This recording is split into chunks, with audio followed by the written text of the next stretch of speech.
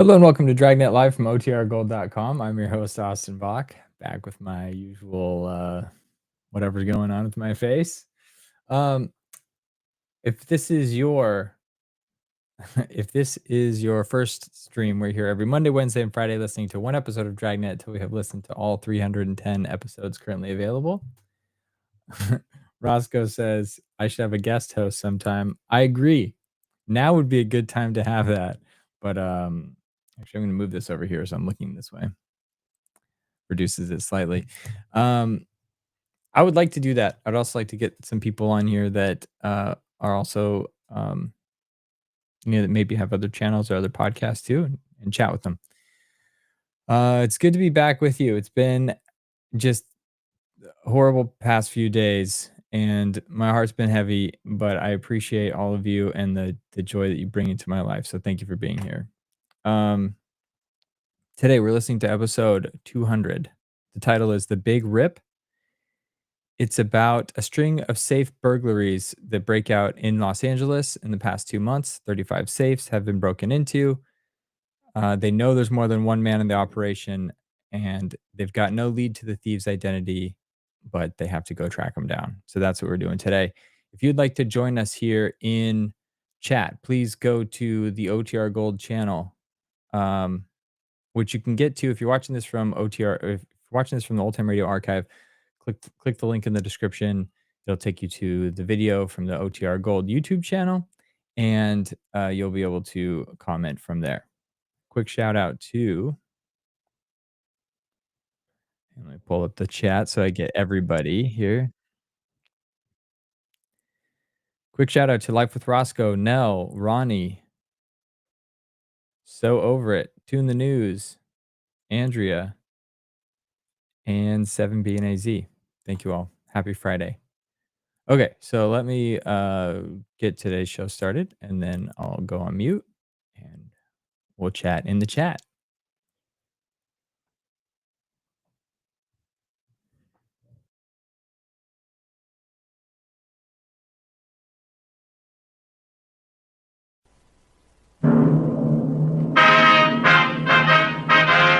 Sound off for Chesterfield.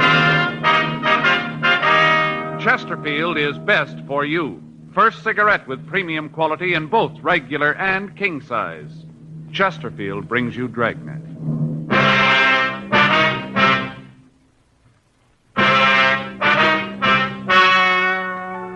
Ladies and gentlemen, the story you are about to hear is true.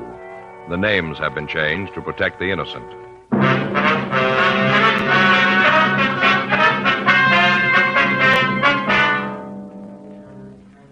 You're a detective sergeant. You're assigned a burglary detail. A string of safe burglaries breaks out in your city. In the past 2 months, 35 safes have been broken into. You know there's more than one man in the operation. You've got no lead to the thieves' identity. Your job? Get him.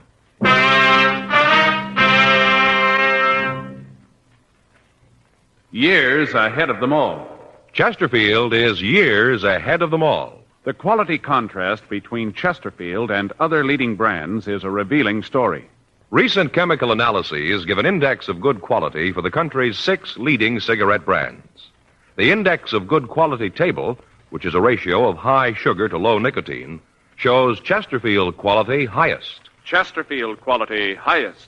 15% higher than its nearest competitor. Chesterfield quality highest. 31% higher than the average of the 5 other leading brands. Yes, Chesterfield is first with premium quality in both regular and king size. Don't you want to try a cigarette with a record like this? Chesterfield.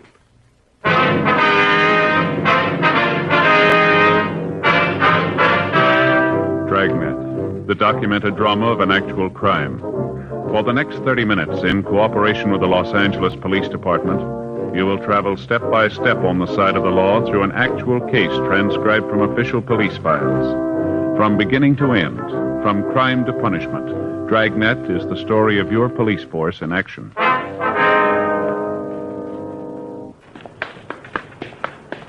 It was Tuesday, August 18th. It was warm in Los Angeles. We were working the day watch out of burglary detail. My partner's Frank Smith. The boss is Thad Brown, chief of detectives. My name's Friday. It was 1:34 p.m. when we got to the second floor of the Central Jail building. The crime lab. Couldn't sleep last night. Faye and I had another beef. Oh, what about this time? Cards, canasta. Yeah? Folks next door came over after dinner and we got to playing. They play real good. Mm-hmm. And it wasn't long before we were really getting schlot. What? Schlot. Beaten. Oh. Terrible. Yeah. Last hand, they got down right away, Joe. Seemed like everything I threw them they could use. Picked up everything. I couldn't do anything right. Just kept building up mells, they did. Big thing for us was to get out as quick as we could. Get the hand over with. Yeah. Faye wasn't doing any good. Finally, I still don't know how they let it happen. I got enough points to go down, so I asked Faye if it's okay. Uh-huh. You have to do that, ask your partner's permission Yeah, to get the hand over. Yeah. You know that? Well, I've played it a couple of times. Yeah, with you, remember? Oh, that's right. Well, you might not believe it, but you know what she said? No. Just sat there, said she didn't think it was time. Is that right? Yeah. I know it's kind of picky, but there they were, the other kids just piling up points, schlocking us all over the place. Slocking. Yeah, hand went around a couple of more times. Each time I asked Faye if she wants to get out. Each time, you know what she says? No. That's it. No. Well, what finally happened? Oh, the other folks ran out of cards. Wasn't any more play, so they got out. 3,600 points. And I found out why Faye didn't want to quit. Why? Had a deuce. What? A deuce, a 2, Yeah. Well, she said she didn't want to get caught with it. Yeah, well, we better get started, huh? Wait a minute, that's not the worst of it, let me tell you. All right. All night we're playing, see, all night. I'm saving cards, I'm like tens. Like to get tens. I save tens. Yeah, I guess everybody saves 10. Well, I save more than other guys. We get all through, and you know what? We find out there are only 7 tens in the deck. One of them's missing. All night, there's 7 tens. Well, that's dreadful. Well, I tell you. You were schlocked. Schlocked. Didn't sleep a wink. Friday? Yeah, Ray. Back here. Girls out to lunch. Come on back. Hi, how's it going, Ray? Moving around's about all. Hot out, huh? Yeah, paper says it's going to go over 90 today. Too hot for me. Yeah. Well, how you coming on the job this morning? Just finishing up. Looks like the rest of them. Yeah. Got some pictures here. Take a look. Here's pictures of the marks they left on the door this morning. Mm-hmm. See those 2 long scratches on the wood? Yeah, here? Yeah, now, over here, here's a picture from the Argosy Manufacturing Company's door. Mm-hmm. See? Yeah. Same 2 marks. Pretty safe bet to figure that both doors were open to the same pry bar. Yeah, same type of entrance made this time, huh? Yeah, just the 1 mark on the door. They know what they're doing. Insert the bar, hit it once, and the door opens. Mm-hmm. How about the safe? What do you got on that, Ray? Here. This is the picture we got of the room, same as the others. Standard rip job, nothing different there. How about marks? No help there. Here's the pictures. Looks like the same tool that was used on the other jobs. Did you find anything else, Ray? No, at least nothing that helps. Leighton Prince picked up a couple from the safe, belonged to the manager of the place. Nothing else that gives us anything. Well, I'd say that was the same bunch. Yeah, either that or they're lending their tools to the boys in the neighborhood. Yeah, well, that isn't likely. Cigarette, Ray? Yeah, thanks. Frank? There's the light. Ray? Thanks. Really leaning on you guys for this one, huh? Yeah, Skipper's taking a lot of heat. What's this make for him? 34, 35? 35, 6 months. Get any nearer to him? No, not much. Got anything to tell how many men there are? It'd be hard to say for sure. The way they work figures about 3 or 4, maybe. Yeah, that's the way it looks. Take that number to pull off the operation as smooth as they're doing it, though, Ray.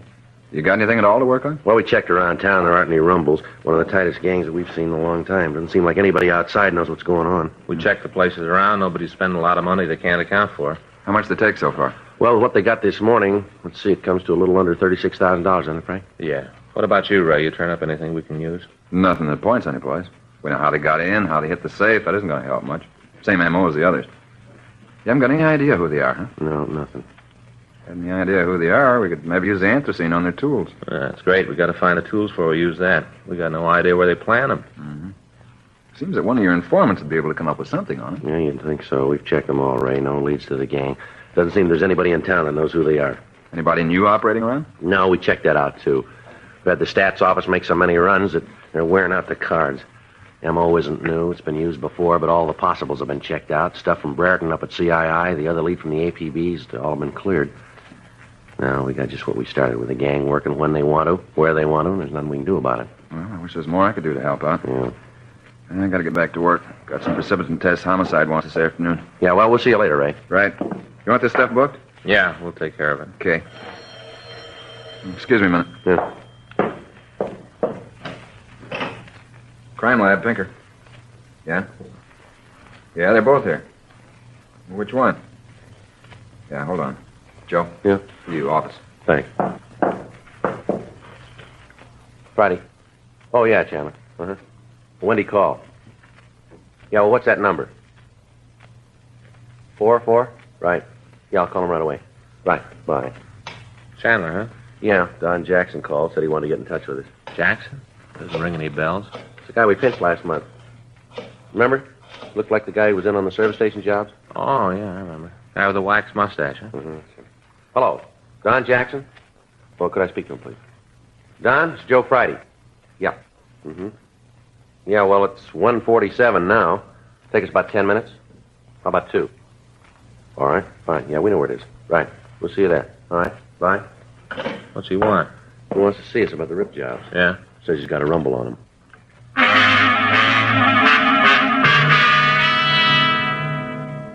Don Jackson had been a suspect in a series of service station burglaries we'd investigated. He'd been picked up and interrogated, but investigation showed that he couldn't have been involved in the thefts. Since he'd been released, we'd heard nothing from him, and as far as we knew, he'd gone back to his job in a downtown clothing store. From what he told me on the phone, he had some information about the current series of safe burglaries. 1:48 p.m. Frank and I left the crime lab and drove over to the store where Jackson worked. He managed to get relieved, and he took us to a small coffee shop near the store. We sat down and ordered some coffee, and Jackson told us what he knew about the burglaries. Now, I could be wrong about this. I don't think so. But outside, it could be. Uh-huh. Donnie, you got any one reason for figuring that the Scott fellow's tied in with the jobs? Well, nothing I can put my finger on, you know. Just that the guy's never done a full day's work in his life. Don't think he knows what a callus is. Yet he's always loaded. Always got a roll. It's real, too. Not like them you see sometimes with a big bill on the outside and ones in the middle. Now, this guy's loaded, you know. Yeah. Where'd you meet him? Well, I was sitting in a bar down the street one night, having a belt before dinner. We got to talking, ended up eating together that night. You remember when this was, Don, when you first met him? Well, let me see. Yeah, it was the day I got the trench coat from England. Now, let me see. That make it about August 4th. Yeah, it was the night I got the coat. Come to think of it, that's what got us a talking, the coat. I don't understand. Well, you see, I got this here coat I had to send over from England. That's a real beauty. All kinds of linings and wind straps in the sleeves. It's great, you know. Uh-huh. Well, I had him send this coat to the store. Got down to 4th. I had it with me that night. And Scotty noticed it, and we got to talking about clothes and went to dinner. He asked me how much the coat cost. I told him run about 40, maybe $50. He asked me if I could get one for him, and I told him sure. It'd take a couple weeks. Uh-huh.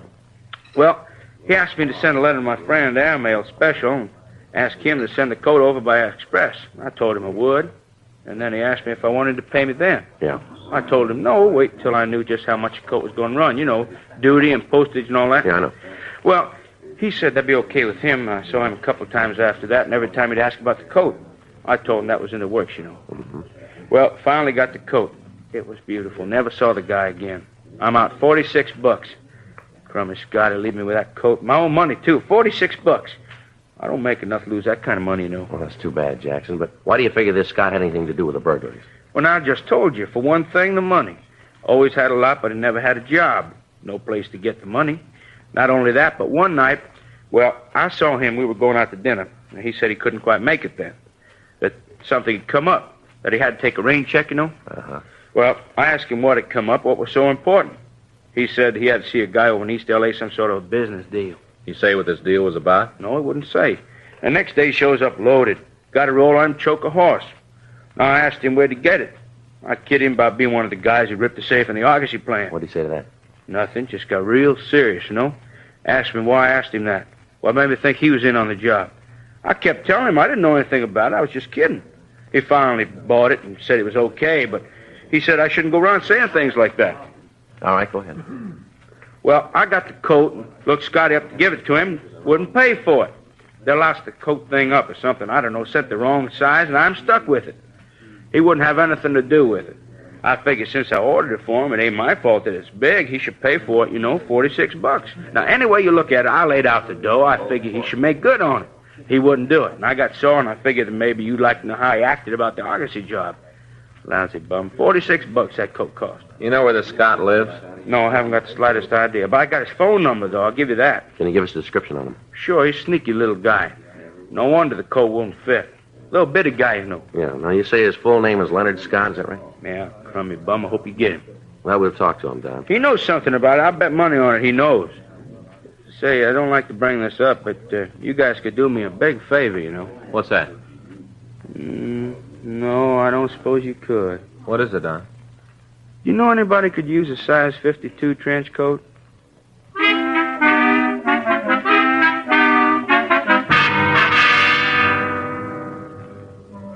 We continued to talk to Don Jackson. We got the description of Leonard Scott and his phone number.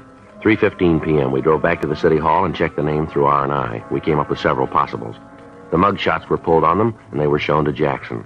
He was able to identify one of them as the man he'd told us about. The suspect had a record for burglary and had served 2 terms in the state penitentiary at San Quentin. He'd served his full term and was not on parole. We checked the last address on his convict registration card, and we found that he lived in a rooming house on West 11th Street. The phone number he'd given Jackson was the same as the one on the registration card. We drove over to talk to him. We found that he wasn't in his room, and from the landlady we learned that he was expected back around 7 that evening.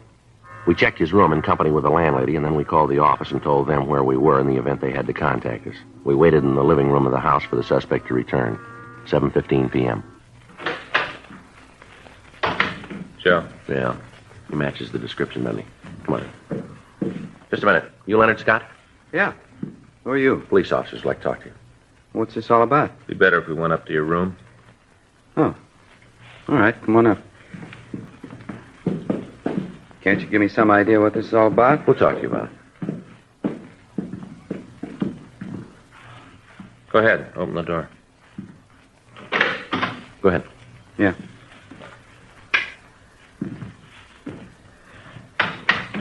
Okay, what's the pitch? You've been through it before. You're an ex-con. You know the pitch. You tell us what you do for a living? I work. Doing what? I'm a salesman. What do you sell? Different things. What's all this prove? You guys coming in here making like big men? I'm going straight. I work for a living. Now either tell me what this is all about or get out of here. You remember what you were doing on August 4th? It's a long time ago. Do you remember what you were doing? You have to think about it. It's a long time ago. All right, you take your time. We like to know. August 4th, huh? Yeah. No, sorry, fellas. Can't remember a thing. How about the 5th? Same there? 6th? Nothing? How about the 7th of August? Oh, I can give you a hand there. I had a dinner with a friend. Then we went to a show. I had a few drinks after, and then I came home. Who's the friend? Fella I know. What's his name? Why I gotta tell you that? We got to check your alibi. What do I need an alibi for? I haven't done anything. My time's clean. I got nothing to explain to you. Now, maybe you can clear up a few things for us. I always like to help the cops out. What do you want to know? How come you remember what you were doing on August 7th? You got trouble with time before then, haven't you? What's so important with the dates? Maybe if you tell me what you're after, I can help you out. You quit being cagey, maybe I can come up with the answers. The Argosy manufacturing plant had their safe ripped open on that night. You look good for the job. Oh, you're out of your mind. Yeah, we got a witness who tells us you showed up with a pocket full of money the next day. You've fallen twice before for burglary. You can't account for your time before or after the date, but you happen to have an alibi for the night of the heist. You got no steady job, but you got plenty of money. Now, come off it, Scott. We got you nailed for the jobs, and you know it. You got a choice of giving us a hand on this thing that'll be marked down in your favor, or you can be a big man and stand for this thing alone. It's up to you. We'll play it any way you want. You figure you can make me for the jobs? Looks like it won't be too tough. You're in the middle, Scott. Why don't you cop out? What do I get for turning pink? I told you to be marked down that way. How about it, Scott? All right, I guess I gotta go with you. I wasn't in on the jobs. I didn't really have anything to do with the casing. I helped a little bit. Not much, just a little. Where'd you figure in it? Once I worked as a lookout for him. Who are they? I can give you the names. Like to see you get 'em, lousy bunch. Hope you get 'em good. Make every one of 'em lousy bums the way they treated me. What do you mean by that? Big deal. Had the cops running around in circles. Big deal. Nothing. Work along with them. Everything will be fine. Big deal. How many of them are there? 4. 4 real bums. They said they were going to take care of me. They told me I'd get my share of the money. Lousy liars. One job I was with them. After that, they told me I hadn't done enough to earn my way, that I wasn't any help to anybody. Well, next time you see them, you can tell them. Yeah? They were wrong.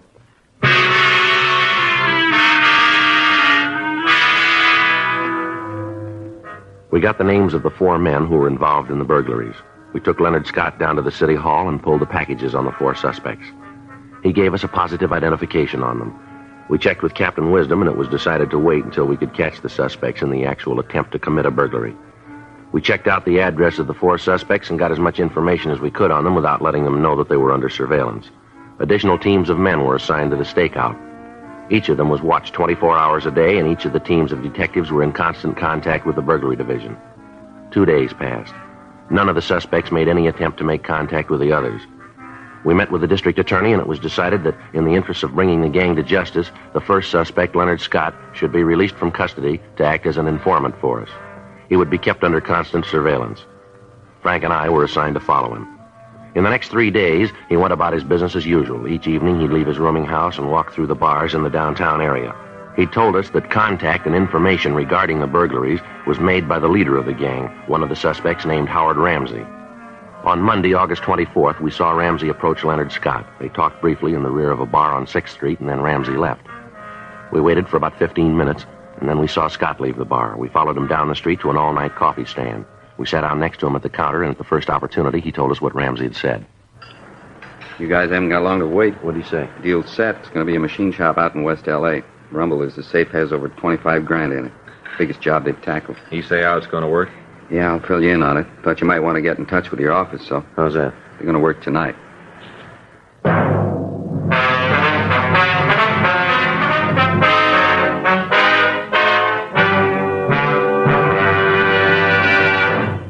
You are listening to Dragnet, the authentic story of your police force in action. Don't you want to try a cigarette with a record like this? Chesterfield, first to give you premium quality in both regular and king size. Chesterfield, first choice of young America. From a survey of 274 leading colleges and universities. Chesterfield, first to give you this report. A doctor has been making thorough examinations of a group of Chesterfield smokers every 2 months for a full year. And he reports no adverse effects to the nose, throat, and sinuses from smoking Chesterfield. Try Chesterfield, regular or king size. Chesterfield is America's best cigarette buy.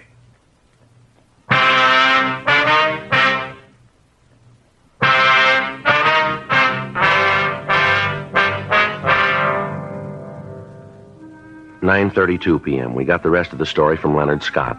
The plan, as he outlined it for us, was that the 4 other suspects would not meet until they were at the plant that was to be burglarized. We got in touch with the men who were following the suspects and told them what had happened. 10:07 p.m. We met with Captain Wisdom and put the operating plan into effect.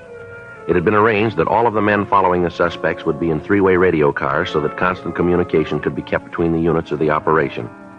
Additional officers were planted on the roofs of the buildings surrounding the plant to be burglarized. These men would be equipped with walkie-talkies so they could keep in constant touch with each other and with us in a 3-way radio car. In this way, we could direct operations, and we'd have a complete picture of what was happening in the immediate vicinity. A blockade system was set up to be put into operation once the suspects had entered the trap so that escape would be impossible. 11:45 p.m. The plan was completed, and the men involved were in their assigned positions. We followed Leonard Scott to his rooming house, and he changed to his working clothes. He came out of his house, and we followed him out the freeway to Hollywood. From there, he drove out Sunset Boulevard to Whittier Drive in Beverly Hills, and then he went out Wilshire Boulevard toward West L.A. As we drove, we could hear the other units reporting the position of the men that they were following. All of the suspects left their homes at approximately the same time, and it looked as if they would get to the plant within a couple of minutes of the scheduled time. Scott had told us that they would not meet at the plant, but they'd rendezvous at a drive-in a couple of blocks from the plant. There, they would be given their instructions. 2:16 a.m., the 5 cars pulled into the drive-in, and after a brief conversation, they all left and drove toward the plant. 2:23 a.m., all the police units got into their positions as arranged. Frank and I took up our position, and we listened to the reports coming in over the radio. Unit 1 KY80, Unit 1 KY80, Rubles, come in. Unit 1 KY80 to Rubles, go ahead. I'm on the roof of the building directly across the street from the factory, Joe. I can see the suspects now. How many of them are there? I can see 3. I think there's a couple more at the corner as lookouts. Hey, Donovan's down the block. Maybe he can see the others. Unit 1 KY80 to Donovan. Come in, please. Over. This is Donovan. Yeah, there's one of them on the corner down here. He drove up and got out to take a look at the motor of his car. He's over there working on it now. This Rubles, I can see another one at the other corner. He's changing a tire. Got the jack under the car, but he's not trying to get the wheel off. The others are at the factory door now. You see anything where you are, Joe? Not much. Shadows across the street. I can't see the doorway. What are they doing now? They're inside now. They forced the lock on the door and got inside. Door's closed now. I can't see him anymore, Joe. All units, this is Friday in Unit 1KY80. All units move in to apprehend suspects. Repeat, move in to apprehend suspects. Units 2R4, 5, 6, and 7, and Unit 2R20 move to blockade positions. All right, let's go. Right. They got the place covered in back, okay? Yeah, all covered. All right. This ought to do it, huh? Right. All right, let's go. Yeah.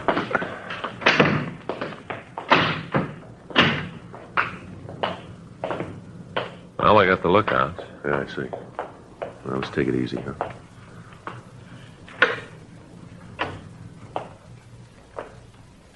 See him? No. There's a light back there. Looks like the office. Wait a minute. Yeah. All of them must be back there. Sounds like they're putting the bar into the back of the safe, doesn't it? Yeah. Rubles? All right, let's go. They're in the office now. You want to move in from that side? Right. All right, let's go. All right.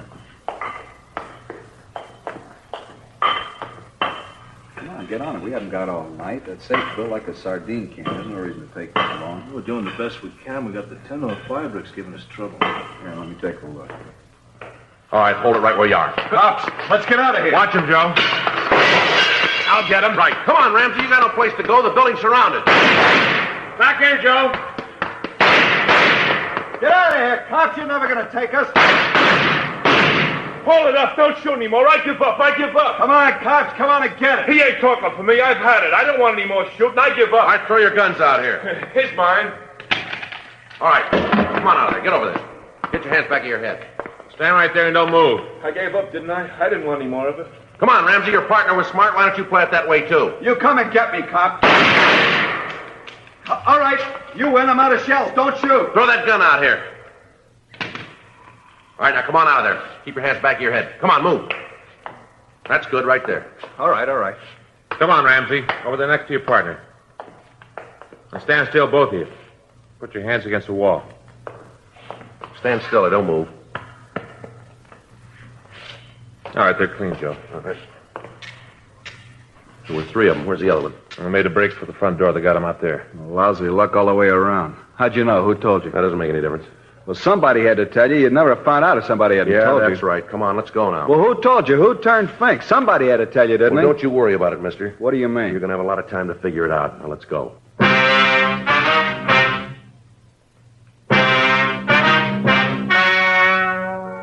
The story you've just heard was true. The names were changed to protect the innocent. On January 14th, trial was held in Department 89, Superior Court of the State of California, in and for the County of Los Angeles. In a moment, the results of that trial. Now, here is our star, Jack Webb. Thank you, George Fenneman. I'd like to talk to you people who don't smoke Chesterfields. I'm convinced that if you try just one carton, you'll find that they're best for you. They're milder, and they have a wonderful taste. Most important, they have premium quality in both sizes, regular or king size. So pick up that carton, will you? Chesterfields. Try them.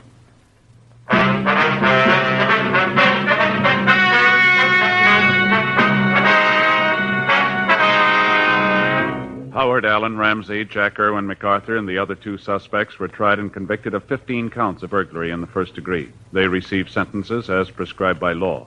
Burglary in the first degree is punishable by imprisonment in the state penitentiary for a period of not less than 5 years. Because of his cooperation, Leonard James Scott was given a lighter sentence, and at the conclusion of his prison term was placed on probation for a period of 2 years. Ladies and gentlemen, we wish to thank the editors of TV Guide for the cover picture and story on Dragnet. You can get TV Guide at your favorite newsstand.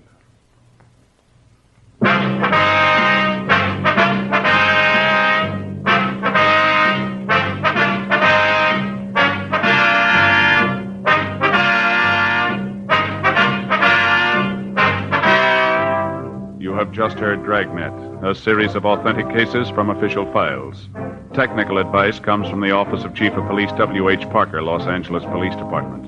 Technical advisors Captain Jack Donahoe, Sergeant Marty Wynn, Sergeant Vance Brasher. Heard tonight were Ben Alexander, Olin Soule, Vic Perrin, Jack Crucian. Script by John Robinson. Music by Walter Schumann. Hal Gibney speaking. For a million laughs, tune in Chesterfield's Martin and Lewis Show, Tuesday on this same NBC station. And sound off for Chesterfield's. Either regular or king size, you'll find premium quality Chesterfield's much milder. Chesterfield is best for you. Chesterfield has brought you Dragnet, transcribed from Los Angeles.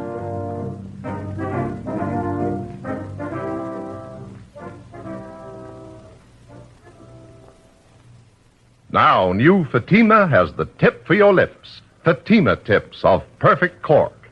King size for natural filtering. Fatima quality for a much better flavor and aroma. So remember, new Fatima has the tip for your lips. Fatima. See how smooth they are. Remember, Fatima is made by the makers of Chesterfield, Liggett and Myers, one of tobacco's most respected names.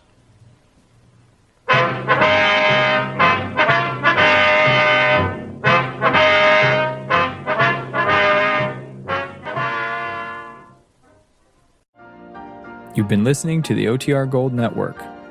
Find more classic radio at otrgold.com.